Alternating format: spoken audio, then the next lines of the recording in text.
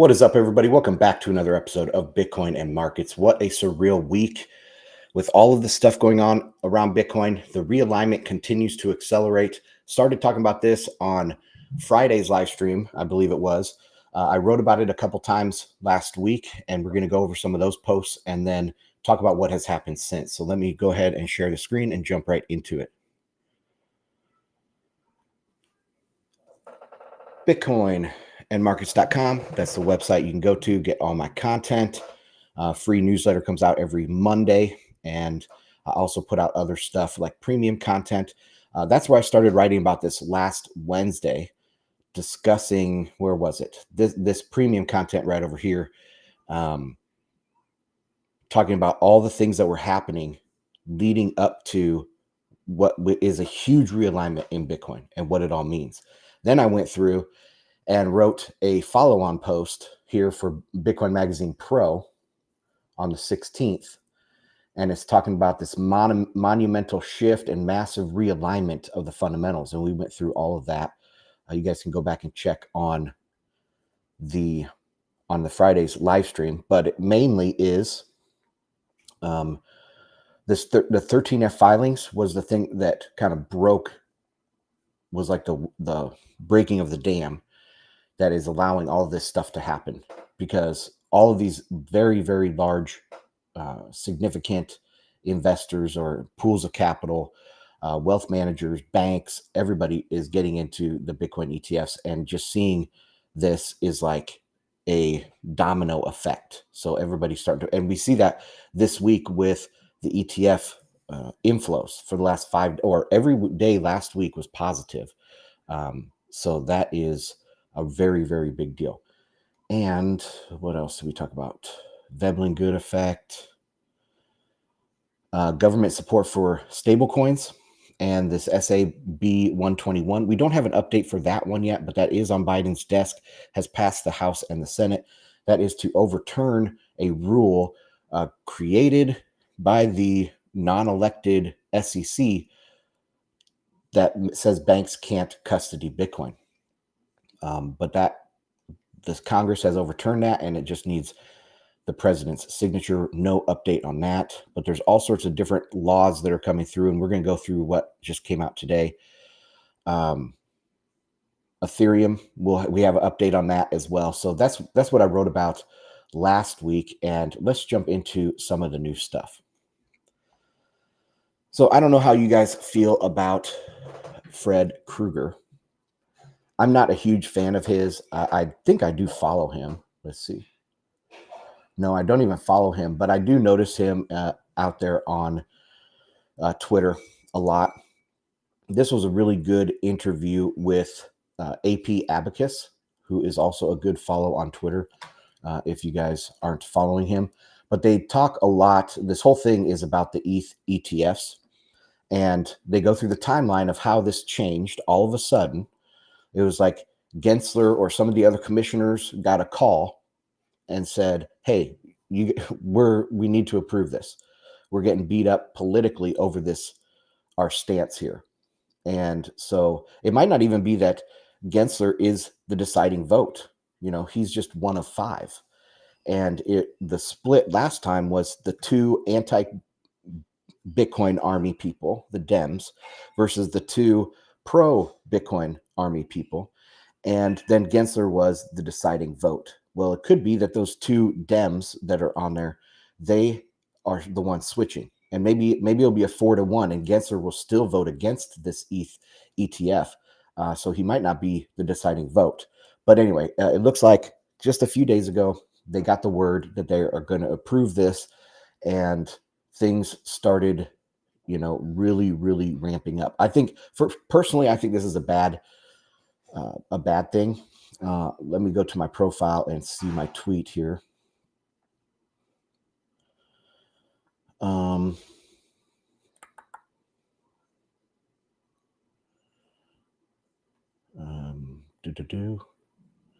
Sorry, it's on here somewhere.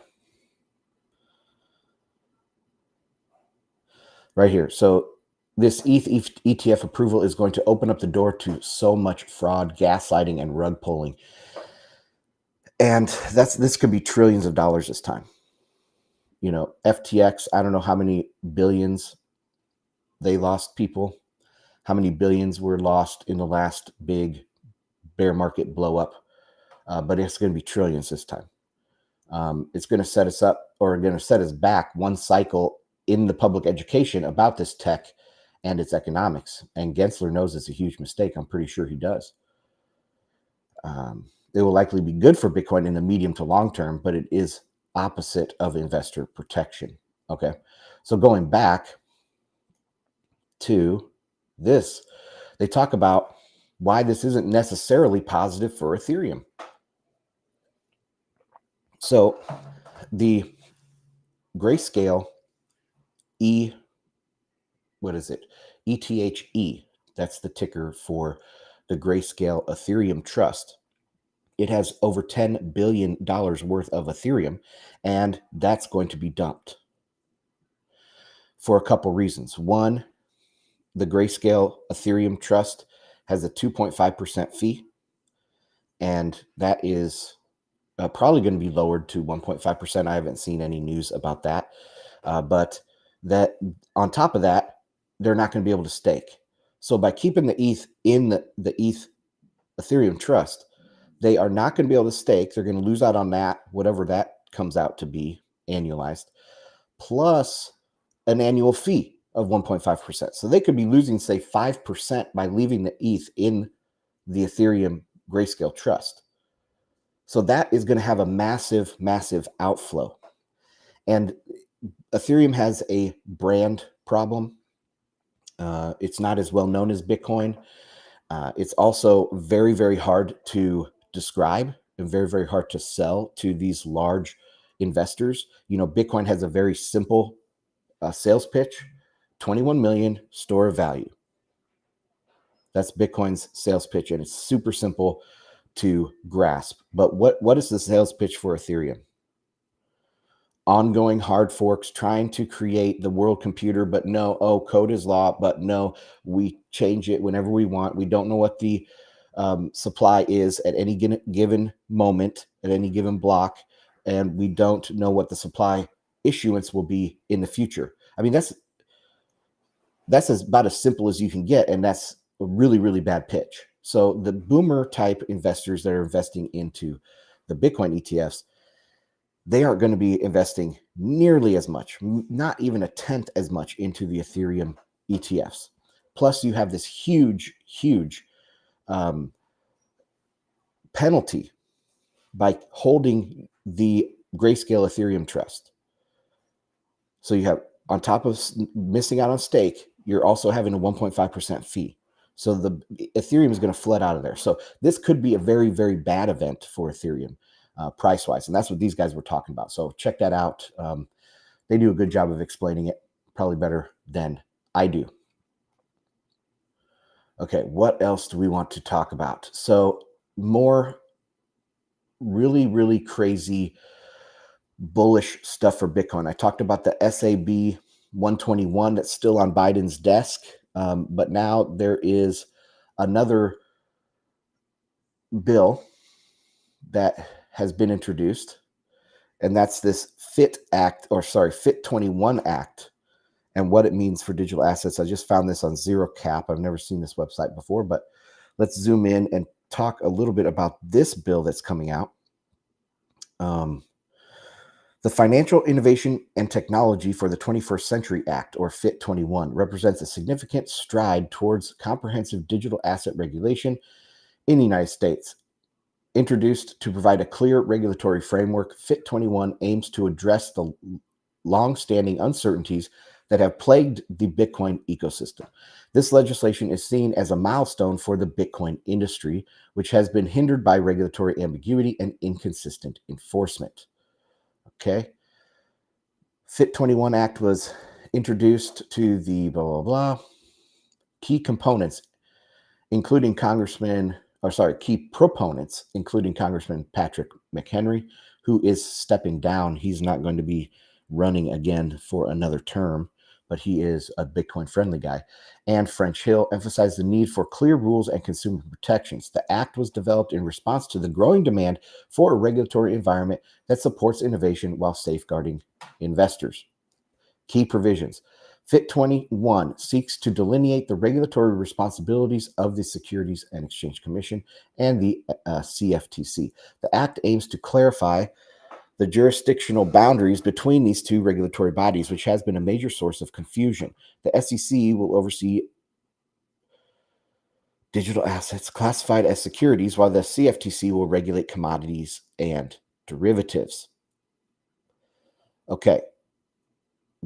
There's a problem here, though, because everything other than Bitcoin is security. So, but they do need some clear jurisdictional boundaries. Additionally, the legislation includes robust consumer protection measures designed to prevent fraud and market manipulation. It mandates comprehensive disclosure requirements for digital asset issuers and establishes clear guidance for market participants. Okay. Transformative impact on the digital asset industry. Of course, I hate that term, digital asset, stupid. By providing because a dollar bill or a dollar is a digital asset. A stock is a digital asset. Everything is a digital asset pretty much, except like a physical thing like your house or your car or something like that. So digital asset is stupid. It's just it's a word that they try to use now to sound smart. I guess it's better than crypto asset. That was really bad. Or what would have been some other ones. Just crypto in general is bad. So a digital asset is better than saying crypto or crypto asset, but it's still misleading. All right. By providing a clear regulatory framework, the act aims to foster innovation and encourage investment in the U.S. digital asset market. Industry leaders have welcomed the legislation, seeing it as a crucial step forward towards achieving regulatory clarity and ensuring the sustainable growth of the Bitcoin ecosystem. Moreover, FIT 21 is anticipated to enhance the competitiveness of US-based Bitcoin businesses on a global scale. With other countries advancing their regulatory frameworks, this legislation positions the US as a leader in financial and technological innovation. I think it would position the US as the place. I mean, maybe some jurisdictions like Jersey Island, okay, that might be more friendly, or the Canary Islands, or no, not the Canary Islands, the Cayman Islands. Some of those jurisdictions might be more friendly, but the U.S. is such a large market that it will be the largest and among the most friendly to Bitcoin. Now, that's going to kick off a firestorm of tag-alongs. I mean, can you imagine what's happening over there in Europe right now? When they see all these bills and they see this flip-flop going on in the United States, they see the launch of the Bitcoin ETFs, followed by the launch of the Ethereum ETFs, and now all of this regulation going through to foster and to have protection of our rights. They are panicking. I mean, the UK just like emergency passed the ability to have Bitcoin ETFs over there just yesterday or something. So there is already this trickle down effect of all this. Of course, the Hong Kong stuff is kind of, I think, representative of China not wanting to fall behind. So we're seeing a lot of this. Oh, and there was talk of Australia getting stuff. So this is throwing down the gauntlet. Like, we are going to be friendly to this. You better compete with us on. If you want to compete, you're going to have to join us. You're going to have to do the same thing. So anyway, that is the FIT 21. Another thing that came out today was this one. I think it's Tom Emer, Minnesota. He is the majority whip. So he introduced this CBDC Anti-Surveillance State Act. And actually it's September 12th, but that is when it was introduced, I think, to committee. And now it's going to be going up for a vote. Okay.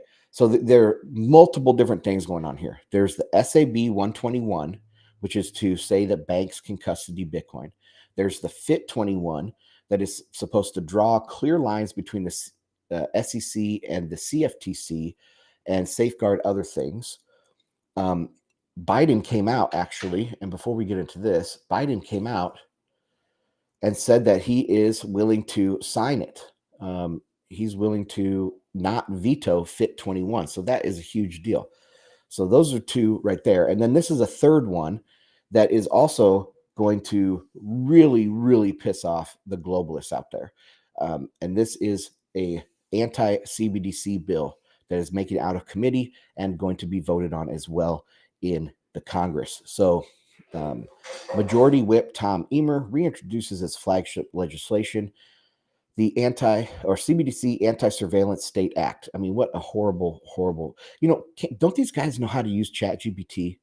They should just like paste their bill into ChatGPT and say, give me a double speak title for this. And they'll spit out something much better, like a pro-freedom, I guess Anti-Surveillance Act is good, but it's not double speaky enough. It needs to be more positive. To halt the efforts of unelected bureaucrats in Washington, D.C. from issuing a central bank digital currency that dismantles Americans' rights to financial privacy, he is joined by 50 original co-sponsors. That's huge. Unlike decentralized monies like Bitcoin, a CBDC is a digital form of sovereign currency that is designed and issued by a government. Oh, I'm on the wrong tab. Sorry, guys. Where was I? Unlike decentralized monies like Bitcoin, a CBDC is a digital form of sovereign currency that is designed and issued by a government and transacts on a digital ledger that is controlled by that government. In short, a CBDC is government-controlled programmable money that, if not designed to emulate cash, could give the federal government the ability to surveil Americans' transactions and choke out politically unpopular activity. So, some thoughts here. My thoughts on CBDCs are that they are a brand new form of money. And there has been some acknowledgement of that fact by the powers that be when they talk about wholesale or retail CBDCs. A wholesale CBDC is just like a back end to the banks, like FedWire. A retail CBDC is what they want, is what's going on in China, what they tried to do with the e-Naira in Nigeria. And it is a completely new form of money, because what we have right now is credit-based money. Like people, I mean, I don't really want to get into a whole discussion on printing of money, but just think of it this way, that printing dollar bills, that's actually printing money. Okay. That money is unencumbered. It doesn't have an offsetting liability. You can deposit that into a bank. Okay. And it's not a bunch of different entries. It's just one thing. They add deposits to your account. Where when a bank prints money, they print an asset and a liability. They have offsetting assets that they create. And so that's the type of money we have today. We don't have unencumbered deposits. So CBDC is going back to an unencumbered deposit. It's going back to pure fiat, where we don't have pure fiat today. We have credit-based money. Credit-based money. So it's changing the entire form of what the money is. That's why it crashes and burns so badly, and it's really hard for people to get behind it. But anyway, so he has introduced this bill. So he's going to say that If not designed to be open, permissionless, and private, emulating cash, a government issued CBDC is nothing more than a CCP style surveillance tool that would be used to undermine the American way of life. Okay. So, anyway, that's being put up as well with 50 original co sponsors. That's a pretty big deal. So, all of this stuff is changing. So, getting back to the main topic that I was talking about here last week on Bitcoin Magazine Pro, the acceleration of the realignment is happening. I also listened to this, it was some podcast about, it's a political podcast about polling or something. And they're saying that right now in the polls, they are seeing a rapid shift. And there is this theory in political theory that things happen slowly, right?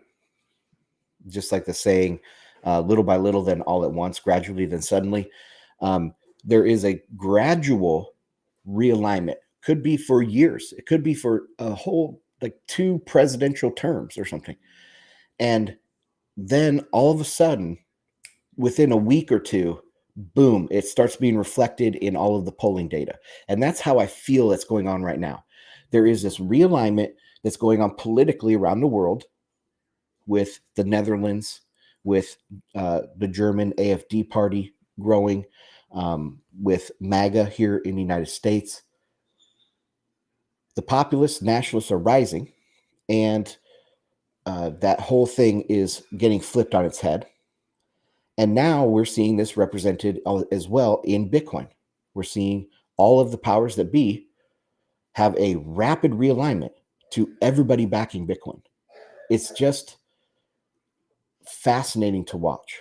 And so I think the effects of this cannot be overstated and all of that. Okay, so that's where I'm going to leave that. Let me check out the chat. What's up, Ansel? What's up, John? Question by John Delaney: are we lost completely and CBDCs are inevitable? No, I mean that this bill right here, if it doesn't pass, something like it will pass. And it's not clear that the Fed, well, it's clear the Fed does not have the ability, the legal status to create a CBDC. So it wouldn't be a CBDC, a central bank digital currency. It would be a government digital currency, a GDC. It would be a GDC. So no, a central bank digital currency in the United States is not inevitable. It's probably not going to happen. That would be my guess. But in Europe, they already have it in China. Probably won't have it in Japan or the UK, I would guess. But maybe the ECB will launch some sort of CBDC because they seem to be a leader in that. So, and if they do that, it's going to be a stark divide. Do you want to go down the CBDC route, or do you want to go down the Bitcoin route that America is going down? It would be a massive, massive capital flight, a massive L for Europe. I don't think they can do it. They're already politically realigning there. And if they did something like that, tried to push through something, it's just going to get worse. I saw in Germany, these people, the Green Party or whatever, is supposed to lose over a third of their seats in the parliament or whatever their government. And so what are they doing? They're pushing through some things that they, that they want to get done. It's some climate deal, some climate tax or something like that. That's very, very unpopular, but they're pushing it through because they're going to lose power. So it's the worse it gets for them, the more they dig. If you are in trouble, stop digging. But that's not how they look at it. The globalists are going to continue to double down and dig harder. So anyway, no, I don't think a CBDC is inevitable. Let me check Telegram, see what's up over there. No comments from Telegram. So, okay. Let's, what should we do? I have one more thing that I want to talk about. And that's this Harari post where he's talking about Bitcoin being a currency of distrust. So let's listen to him. I think I have it queued up so everybody can hear. Let me rewind it. Do I have a problem with Bitcoin? I've recently said that Bitcoin is a currency of distrust. I was just okay, so first off, Bitcoin, and I'm going to hammer this as well. People probably think I'm stupid or wrong about saying this, but Bitcoin is not a currency. Bitcoin is a money. Just like gold is not a currency, gold is a money. And the denomination on top of that, the government currency, is what is a currency. Yes, a currency is often used as in exchange. But no, Bitcoin is money, not a currency. That's why cryptocurrency is wrong, and it is an affinity scam on Bitcoin, because there aren't many cryptocurrencies. There's one money, and that's Bitcoin. Jack Mullers was just saying something about that today. Was on CNBC or something, that Bitcoin is money. Everything else is a technology. Everything else is not like Bitcoin. So cryptocurrency or crypto is an affinity scam on Bitcoin. Altcoins, the term altcoin is an affinity scam on Bitcoin. It's not the same. It's not an alternative. So, yeah, Bitcoin is not a currency. It is a money. repeating what Bitcoin friends themselves often say. They argue that they don't trust the banks and governments that create dollars, yens, and other currencies, and therefore they prefer Bitcoin. Bitcoin fans may have good reasons to distrust banks and governments, but it doesn't change the fact that Bitcoin is based on distrust of human institutions. This is unfortunate. Is it based on distrust? I mean, kind of, yeah. Kind of. It's the goal of Bitcoin. I mean, one of the goals, I guess, of Bitcoin is to get rid of trusted third parties. It's to have a cash on the internet. And cash is not a currency either. You know, cash is just a physical form of money. So, for example, a gold coin is a cash version of gold, where a bullion version of gold, you wouldn't call bullion cash. Okay. Bullion is bullion, and a coin minted, recognizable, that is cash.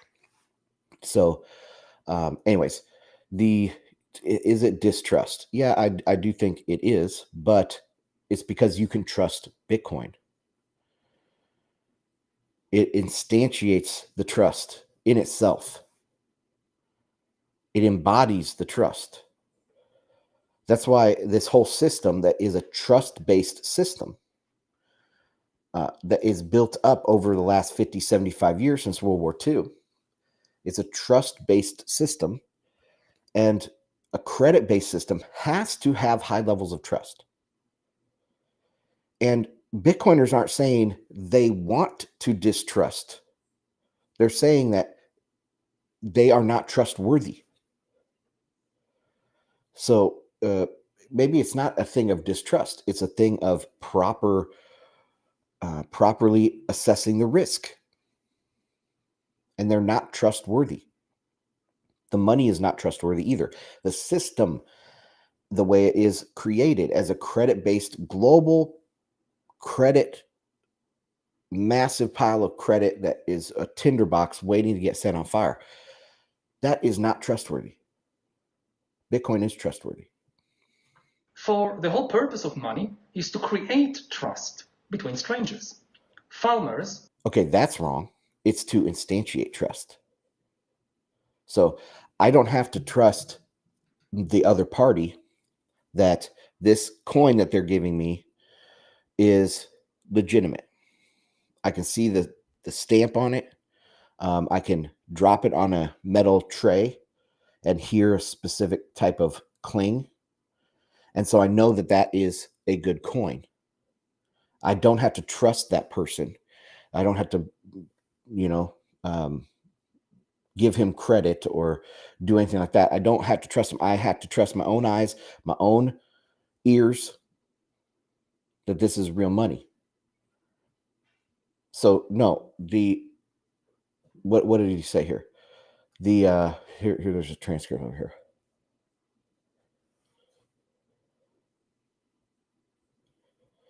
The purpose of money is to create trust. No, I don't like the way that's phrased either. The whole purpose, but money doesn't really have a purpose. It has a function. It has a function. And the function of money is to be a medium of exchange. But it's not to create trust. It's to instantiate trust or to embody the trust needed for strangers to transact. Okay, Queepy. Grow food. Shoemakers make shoes. What is the function of the financial system? Finance creates trust. Okay, that is actually backwards and kind of dangerous. No. What did he say?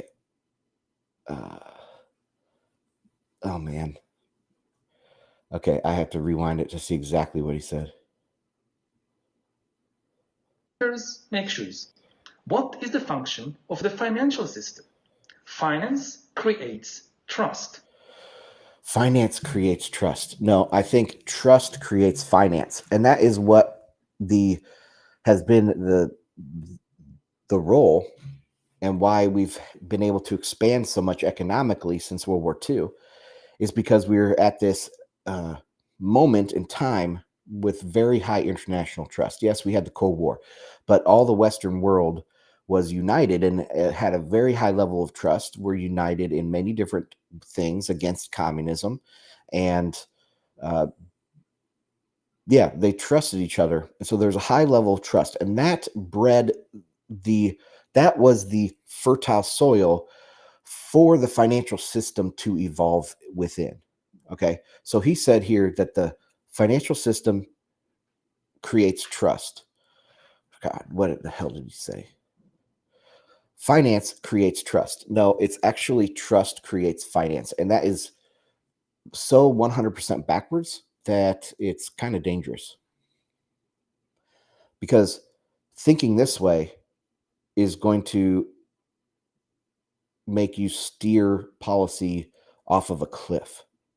Finance creates trust.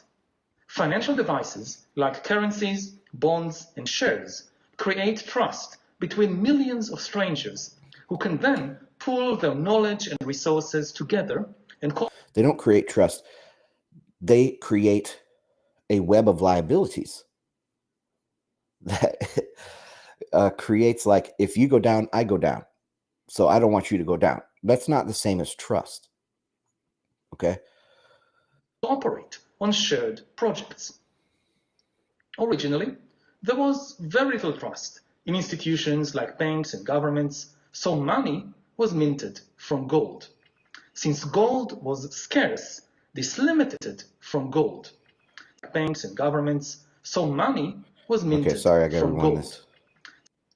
Originally, there was very little trust in institutions like banks and governments, so money was minted from gold. That's true.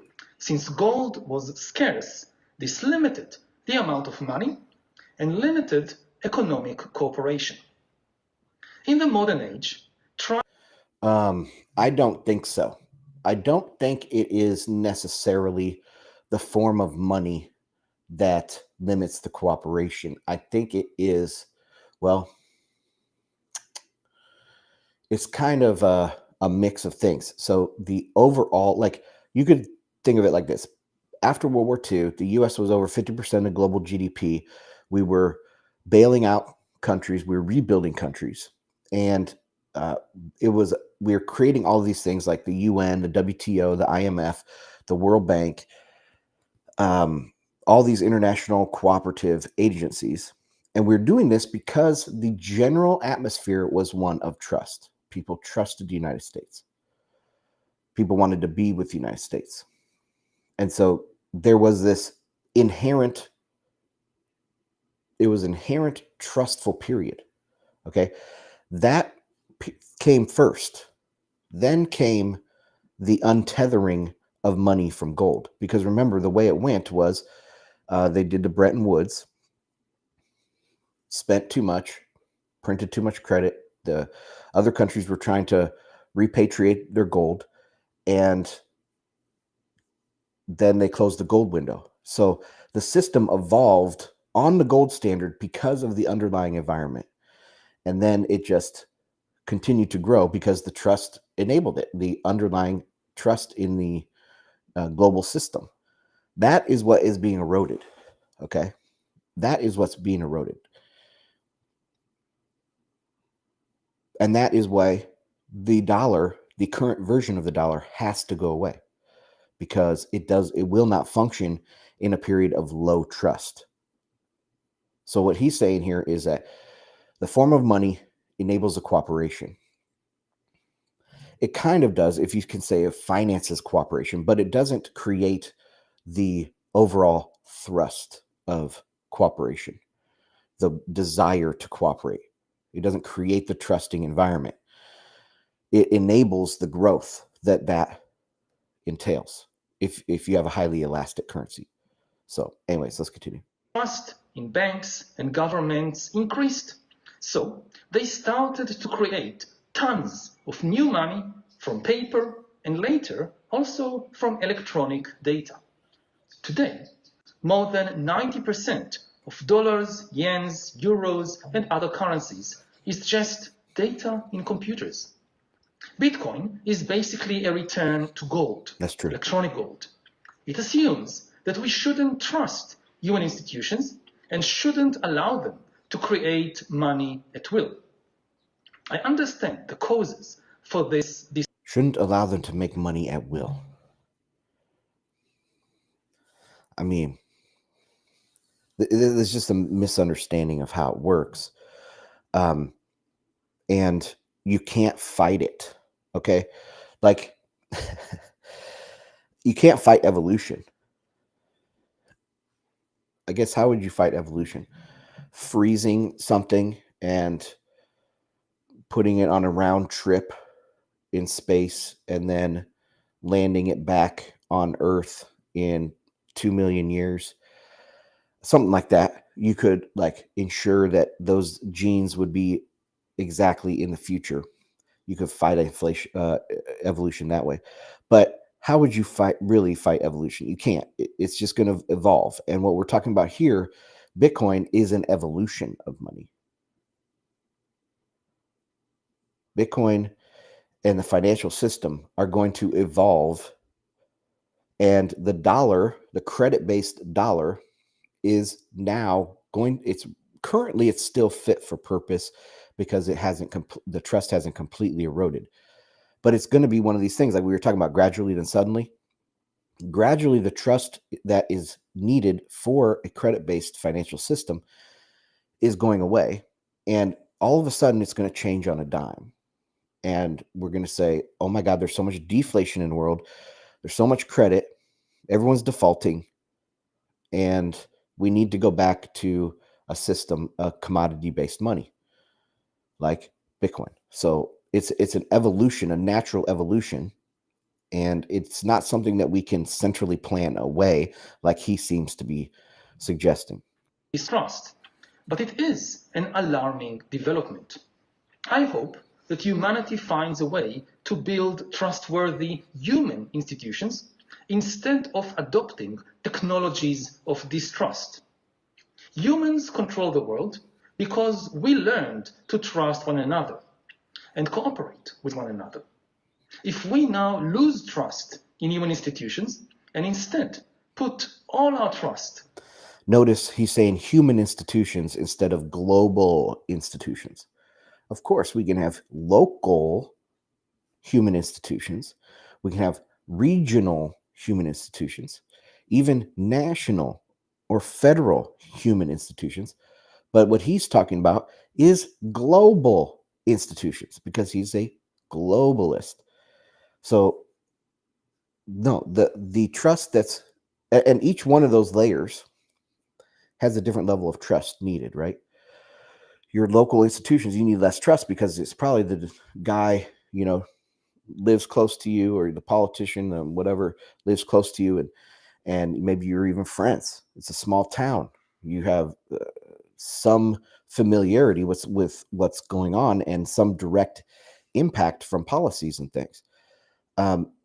So there's less trust there. But then, you go up to the national level. But now you need to have more trust in the overall system. And then you go to a global level, and it's just a miraculous thing that the world in the last 75 years had the level of trust that it had. But those days are over. The beginning of the end was the great financial crisis, and we're going downhill from there. So when he says, put your trust in human institutions, he's talking about global institutions. Only in algorithms, then the algorithms will control the world. All right, so that's enough. Let me check the comments.